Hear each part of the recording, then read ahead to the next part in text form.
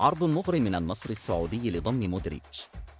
تلقى الدولي الكرواتي لوكا مودريتش لاعب وسط ريال مدريد الإسباني عرضاً مغرياً من نادي النصر السعودي تمهيداً لضمه في الصيف المقبل. ويتطلع مودريتش للحصول على عقد جديد مع ريال مدريد إذ ينتهي عقده خلال الصيف المقبل. عرض مغري من النصر السعودي لضم مودريتش. ووفقاً لما ذكرته صحيفة أس الإسبانية اليوم فإن أندية الدوري السعودي ولم يتم الكشف عن اسمه على استعداد لدفع ضعف راتب لوكا مودريتش مع ريال مدريد لضمه في الصيف.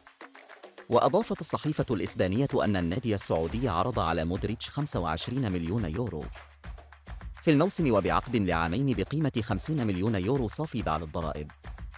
وتابعت الصحيفة أن مودريتش صاحب 73 عاماً لن يفكر في هذا العرض إلا إذا فشلت المفاوضات مع ريال مدريد لتجديد عقده. وأكد مودريتش في أكثر من مناسبة أنه يرغب في البقاء في صفوف الملكي خلال الموسم المقبل.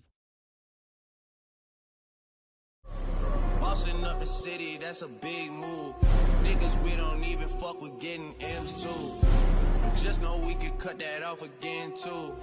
Sparkle up the wrist, now that's a big move. Things going my way, big move. Exotic up the driveway.